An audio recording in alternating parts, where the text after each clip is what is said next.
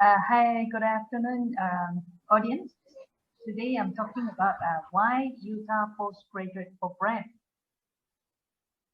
Okay, what is the advantage of studying in UTAR? Because right now people will keep on talking about accreditation. So I want to highlight here is we are offering recognized and accredited academic degrees. So many people doesn't understand what is sorry because I saw somebody was all right. Okay. Let me explain to you the accreditation process first. Okay. So when it is a new program, this program won't be considered fully accredited. Okay. There's no such thing as called new program and it's already accredited. When a new program is started, the accrediting agency will give called conditional accreditation. So this conditional accreditation is just like a license to start the program. So once you start the program, then you have to keep on recording down the process of the program and how it was continued. So when the first cohort of students of that program reaches final trimester, the accrediting program in Malaysia, all the accrediting programs agency is MQA. Okay, MQA or Malaysian's qualification agency is actually quite an audit firm. Okay, is auditing all the programs on behalf of Ministry of Education. So all the Malaysians those programs that want to be accredited by Malaysian must go through MQA. Okay, so when MQA, when they do a thorough checking, they will come to the university. Then they will really do a very thorough check. Then they visit all the infrastructures. Then they will check everything, including interview the staff and the employees. All right, then they will give you feedback for improvement. So after they were satisfied that the research, the education and research activities of the program can satisfy the accreditation standards, only then the full accreditation will be awarded. All right. So I just want to highlight again, to get a full accredited status, the program must meet the accreditation standard and the quality maintenance and improvement of education and research that has been stipulated by the accrediting agency. So if you want to get the accreditation from any agency, then they will give you one long list of quality standard that you must fulfill. Okay, basically all the accrediting agency were looking at these aspects, whether it is local, our MQA, or international accrediting agency. Because I have just helped some programs already gone through this. Actually, UTAR already got the MQA accreditation long time ago, and we are now starting to go for international, and we just completed one international accreditation. Okay, so what are the things that they are looking at? The first thing, they are looking at the SWOT, that means the strength, weakness, opportunity, and threat of the service provider, higher education industry, educational and research environment. So what this means, you see that they have a sub-criteria that you must fulfill. Number one is internal quality assurance. So your internal means the university itself must have a very, very good quality assurance. So that is also why quality assurance division is set up in UTAR. this division is so important that they really look through all the programs, make sure that it can meet the quality assurance as stipulated by the accrediting agency. Okay. And second, they have to look at the mission statement. What does the the service provider try to achieve? Then the educational programs, that means that programs that you intended to get accreditation.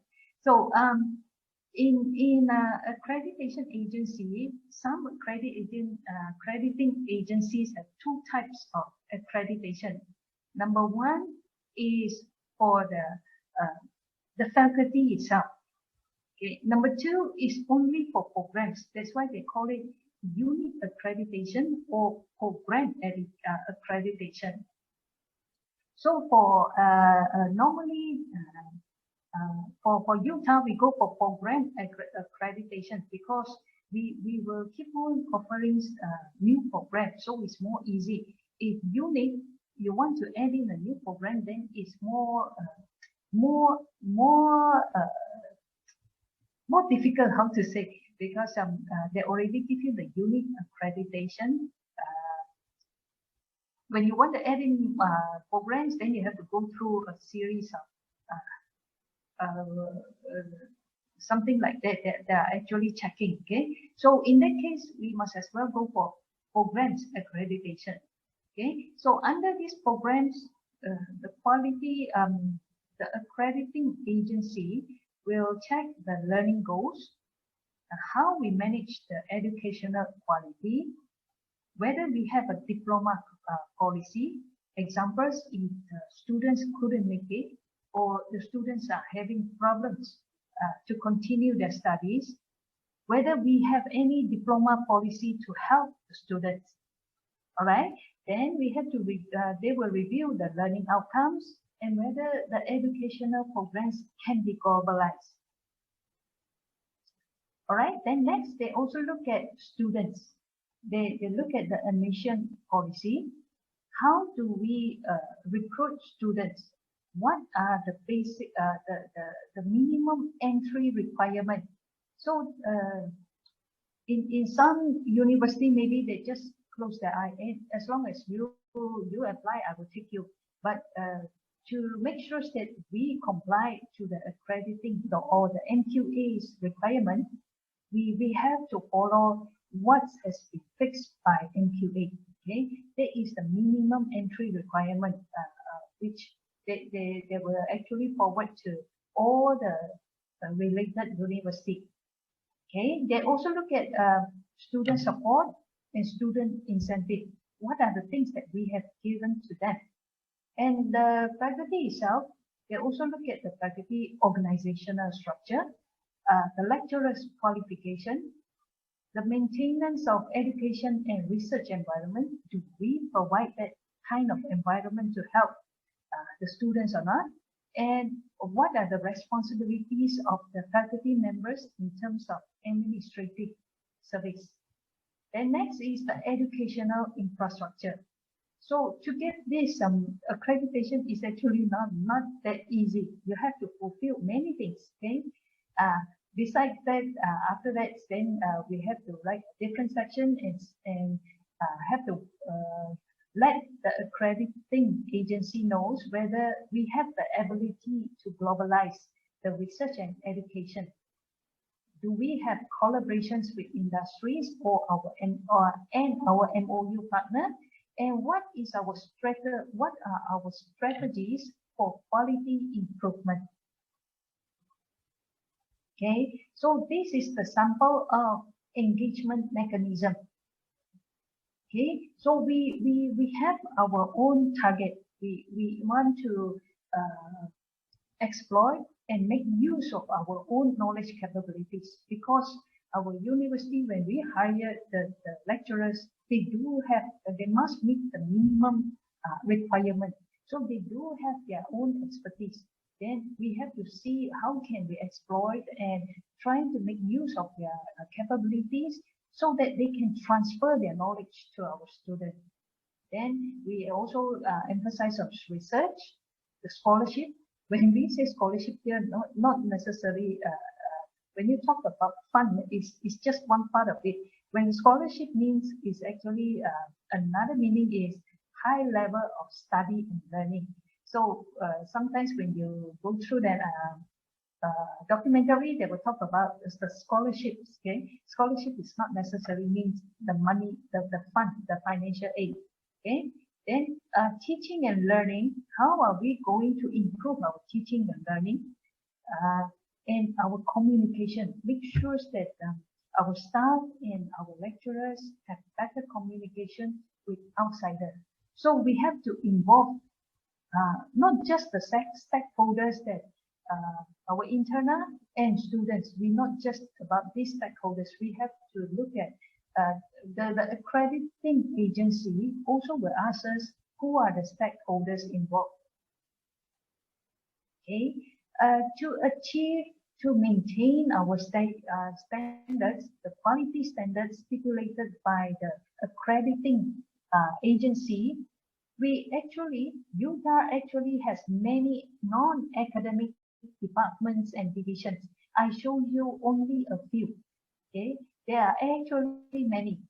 We have divisions of quality assurance, which is one of the very important divisions because they have to make sure that our programs quality is assured and can meet the accrediting agency's requirement. We also have auditing division. They are internal audit. Okay. Then we have a community and international networking. These divisions will try to find opportunity for the faculties to collaborate with outsiders. It can be universities from other countries or the industries from other countries as well. Okay, we have international student services. We have alumni with relations and placement. Then we have to ensure that everybody is safe and secure. So that's why we have Department of Safety and Security. Then soft skill, which is also one of the way to improve our students' soft skill competency. So that's why we have a special department on it. And also important to students is Departments of Students Affairs. Okay, we also have many research centers. This is just a few I show you. If you go to UTAR website, when you click our centers, when you click our staff, then you will see we actually every staff CVs are shows in UTAR website. So every staff need to update their how to say their academic development. Okay, like if they have published paper, then they have to update it so that their CVs are more recent. Okay, most of UTAR's program have already received full accreditation from Ministry of Education. So that's why we are very confident that the new programs which will be introduced, we actually going on and on introduce new programs. So we don't see any problems in getting full accreditation because we have so many programs in UTAR and the old programs all have already received the full accreditation. Okay, this one just to show you samples of numbers of UTAR's program already internationally recognized. Examples, MBAs just get accreditation from ABES 21. Okay, ABES 21 is a Japanese, is set up by Japanese Minister of Education, Culture, Sports, Science and Technology. Right? This one to let you see, I just received this one from ABES. Okay, this is the certificate of accreditation.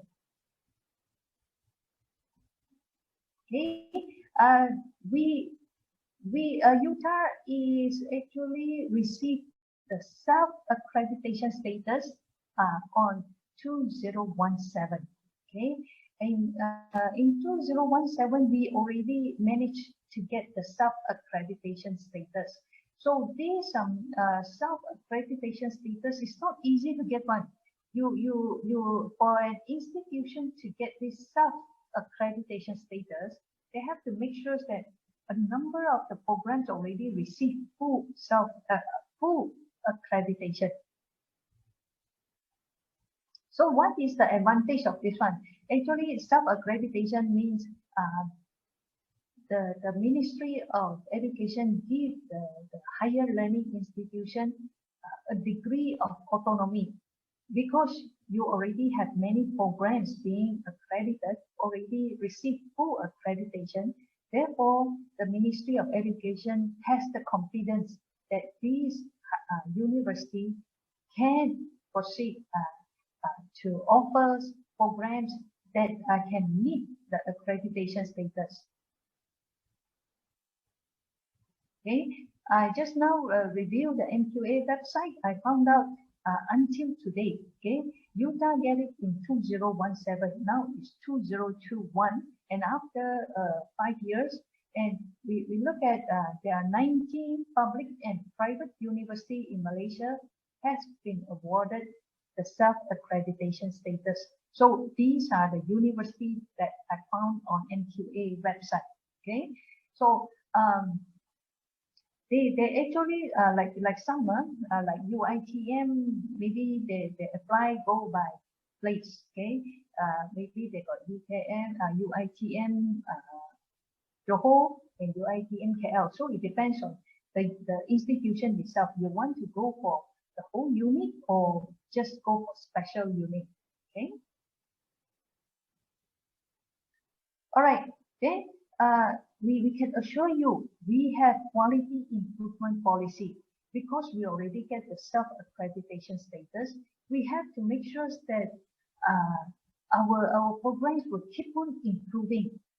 Therefore, we set up a quality improvement policy to make sure that we can meet the accreditation requirements stipulated by the local and international accreditation agency. Okay, so if let's say I already get the accreditation, but after that I did not do well. Okay, actually after maybe I forgot how many years already, 3 years. Okay, then we have to send the report again. Okay, so this is not a few pages report, and we have to send so many thick report to the MQA again. Then they will check. This time they don't need to come because we are a self-accreditation status. If we don't have that, they need to come over here, come over to the university. Then they check everything again to make sure that what you say is true. Okay. So if they check that we do not meet the accreditation requirements, after being awarded the full accreditation, they will take back the accreditation. All right. Then next, I want to brief you about how we globalize our research and education in activities. So first thing is our curriculum must be internationally sound. Okay. Therefore, we need to benchmark our curriculum with appropriate partners. Okay, we look at other universities like the RU universities, research university. Okay, locals and international one which are comparable to us. Okay, then we check whether we need to do curriculum adjustment or not. If need, then it's okay. We can present, we will present in our special committee, then a group of committee members review whether it is necessary to change or not. Okay, so actually we always try to see the recent pattern. Okay, if right now in previously big data analysis was become one of the hoo-ha in the world. Okay, so when it becomes a pattern already, and we know that it will grow, then we have to send our staff to go to China for training. Then after the staff came back, then they would teach our other staff because some of the program will incorporate the big data analysis into one of the courses. Okay. All right. Besides that, every program also must have external examiners. When we say external examiners, we are referring normally we refers to the academics from other countries. Okay. Normally there are at least professors ranking, and these why we call them external examiner. When we say examiners, because they actually they need to come to our university, then they need to vet just like the accrediting agency. Okay, the vet the criteria that has been stipulated in the accrediting agency's guideline. So then they will give us feedback of what we need to improve. Then they also will compare us with the examiner's university. Whether they are doing better, then they will tell us maybe you should try something like this, okay, so that it gives us idea how to improve. All right. Then next, we also have industrial advisor. These industrial advisors, we will appoint. Some programs have 2, some programs have 3. Okay. So these industrial advisors will come to UTAR. Okay.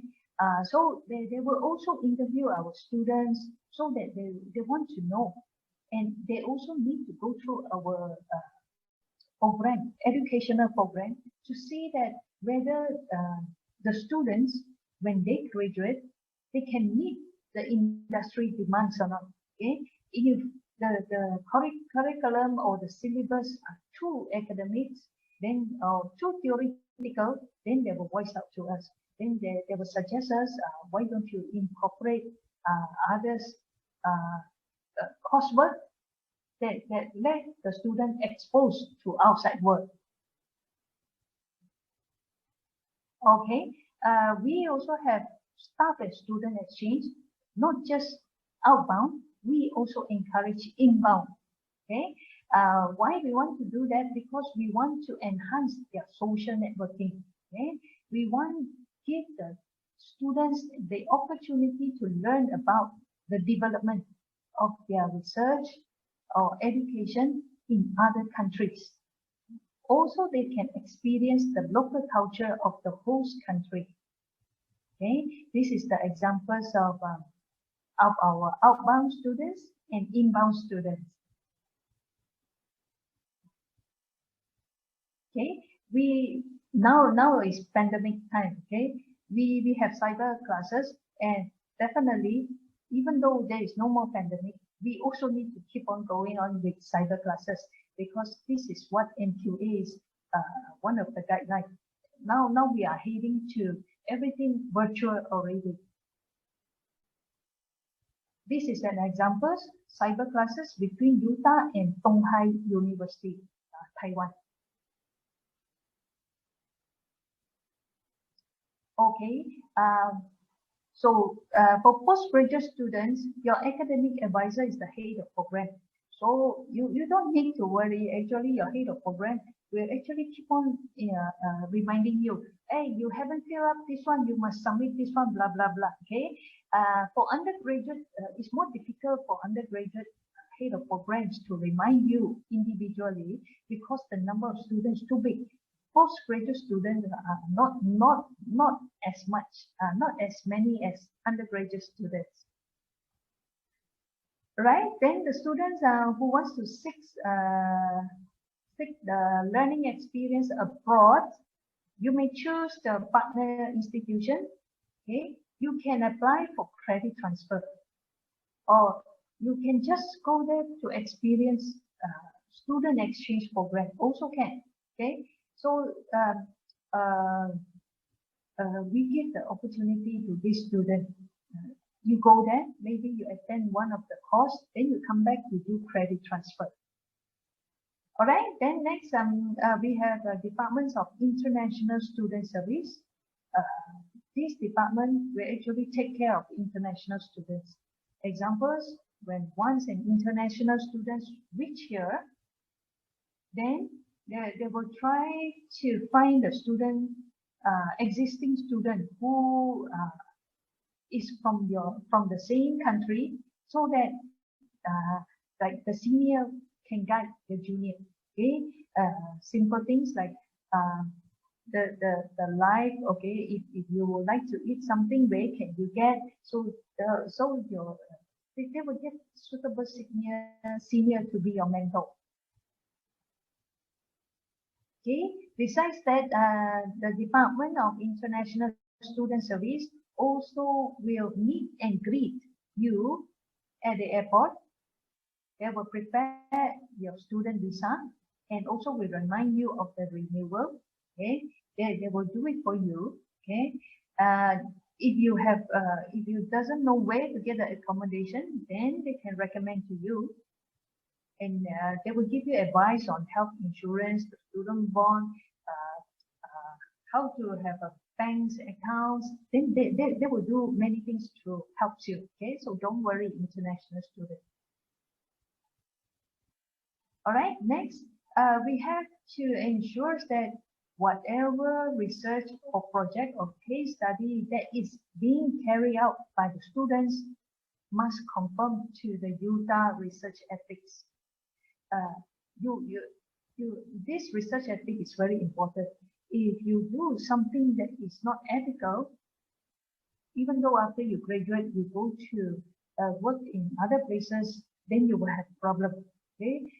So before you can carry out the research or the project or the case study, you must submit this form we call ethical clearance.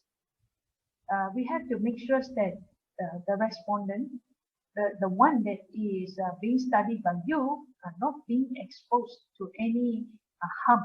Okay, you cannot exploit your study subject. Okay, your study object. All right, and we also need to ensure that our students' safety and security must be made. Okay, I know you are quite ambitious, but we have to make sure that you are not being exposed to any danger.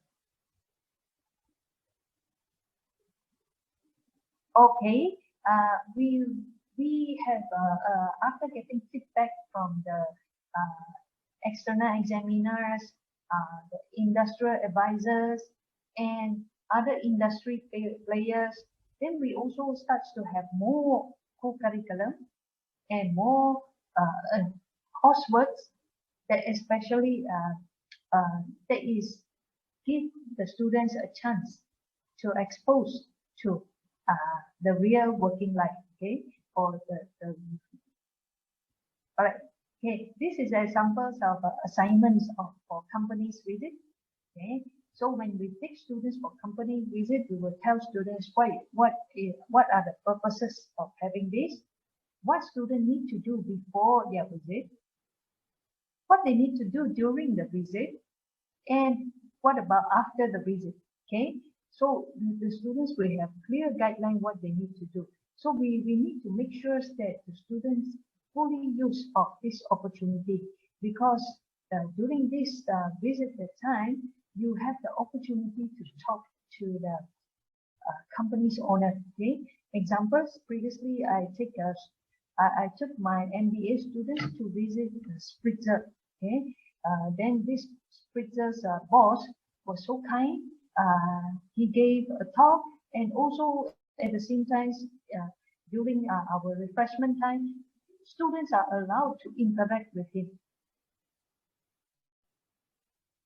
Okay, so next, we give you the students a chance to understand culture and social economic difference. Okay, some say I am PhD student. Why do I need to go for this soft skill? Okay, or the study trip. Please remember, your study is just about your academic degree. You also need to interact with people. You need to understand different cultures and how people behave. So that's why we also organize the study trips, which is some are called special case studies to enhance your thinking, so that can to let you know how people behave, how other people behave. Okay, examples. This one, we want to explore heritage culture, heritage asset at a village in Perak. Okay, so people, maybe a PhD student, what's so great? Okay, but when you really look into that on it, you will gain some valuable experience. Examples, soft skill told me one of the trip they went to these villages, then they teach the villagers, they do produce lots of local products. Examples like chili sauce, soybean sauce. Okay, so the problem is they do not know how to sell. Okay, so they went there and they engaged one of the e-commerce experts to help the villagers to set up a website. Okay, then teach them how to take orders and what should you do when people give orders and give comments, and we teach the villagers of how to do it. And at the same time, the students that join this study tour, they are learning as well. The same.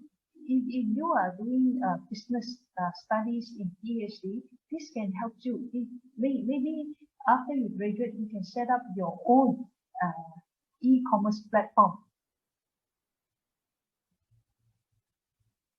Okay, who are we collaborating? We have industrial advisory panel.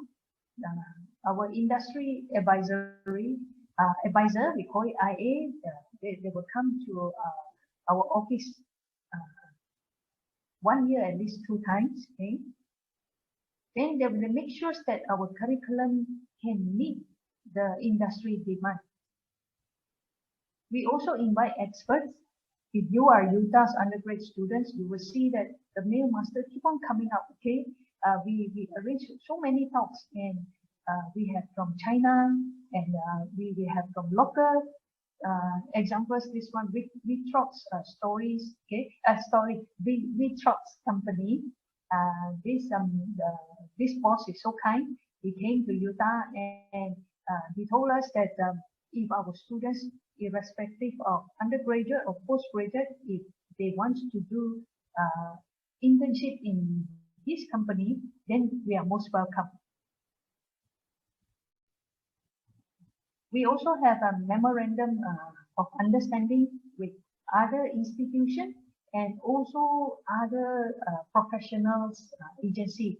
Examples, for our MBA program, we have collaboration with CIMA, okay, the Chartered Institute of Management Accountant. And for corporate governance, they have MOU with Chartered Secretaries and Administrative, MISA. For MBA, they have MOUs with Donghai University.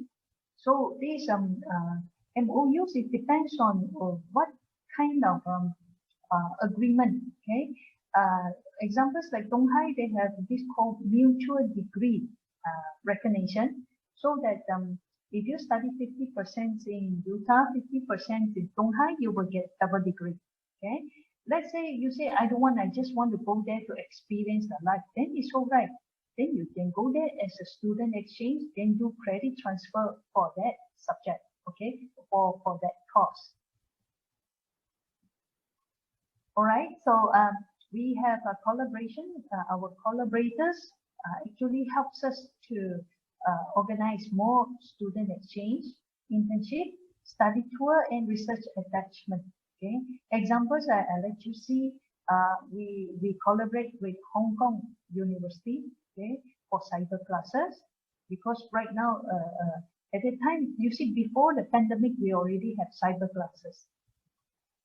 Then we also did organize a trip to university, examples this one to Philippines.